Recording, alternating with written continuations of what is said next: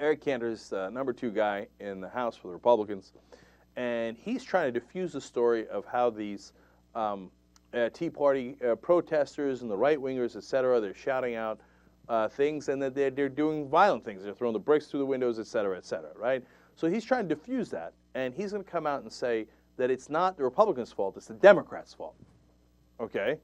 And that he actually is a victim himself. Now, I want to let him do the talking, then I'm going to come and tell you what kind of bullshit this is. Let's watch first. I've received threats since I assumed elected office, not only because of my position, but also because I'm Jewish. I've never blamed anyone in this body for that, period. Any suggestion that a leader in this body would incite threats or acts against other members is akin to saying that I would endanger myself, my wife, or my children.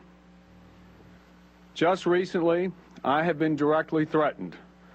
A bullet was shot through the window of my campaign office in Richmond this week, and I've received threatening emails. But I will not release them because I believe such actions will only encourage more to be sent. It is reckless to use these incidents as media vehicles for political gain. That is why I have deep concerns that some, DCCC Chairman Chris Van Hollen and DNC Chairman Tim Kaine in particular, are dangerously fanning the flames by suggesting that these incidents be used as a political weapon. To use such threats as political weapons is reprehensible. By ratcheting up the rhetoric, some will only inflame these situations to dangerous levels. Enough is enough. It has to stop. We need to move forward and get back to addressing the important issues facing our nation and let law enforcement handle these situations. Thank you. I mean, wow, okay? So he's going to take right-wingers becoming violent against Democratic congressmen and blame the Democratic congressman for complaining about it. He's like, what? Now you just take your bullets and your bricks and you deal with it, okay? You be quiet about it.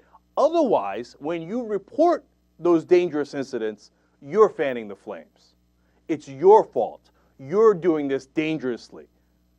Remember, when we come for you and we do violence on you, hush up, because that's what any good victim should do, okay? I mean, you want to talk about turning logic on its head, okay? And then he says, what? I've been attacked all the time because of my position and because I'm Jewish. Really? When? When did somebody attack you because you're Jewish? When did that happen? You got an instance of that? Okay? Because what does he want to do? He wants to play a minority card. Like, I'm a minority too. I get picked on all the time. But I've never blamed anyone in this body. Of course you haven't. Because which congressman said, oh, you should really pick on Eric Cantor because he's a Jew? Who said that? Name names, please. Don't hold that in your back pocket. Imagine somebody said that to Eric Cantor and that politician sat on it. So then that brings us to the main event. Oh, my office got shot at and I didn't say anything. Oh, man, I wish we did this show earlier today. Because as soon as I saw that story, I was like, bullshit. Like, that story smells so damn fishy.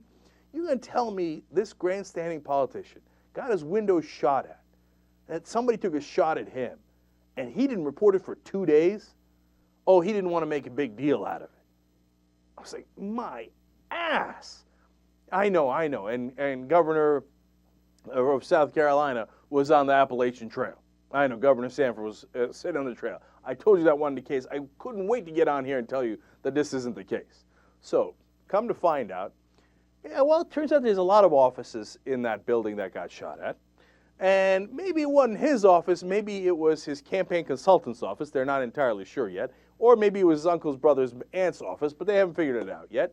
And come to find out, report comes out by the Richmond police that the bullet was not shot at the window of the office, whichever office it was within that building, right? It went up in the air and then came back down and landed managed to go through the window and then, like, fall right before the curtains.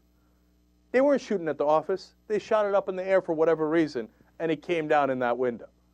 Of course, who's shooting at Eric Cantor's office? What, a liberal is going and shooting at Eric Cantor's office at 1 in the morning 2 days ago, and then Cantor doesn't say anything about it? Come on, man. There are lies, and then there are lies. Okay, that's in a different category. But but the great irony is they love to play the victim.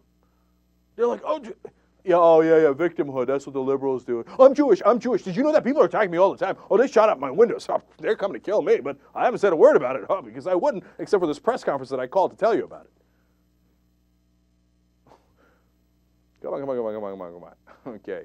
So, no, the Democrats are not at fault for getting fired upon and getting the anthrax. It's not necessarily anthrax. The white powder posing as anthrax, the nooses, etc. They're not the ones at fault. And Cantor, ain't nobody threatening you. Shut the... All right.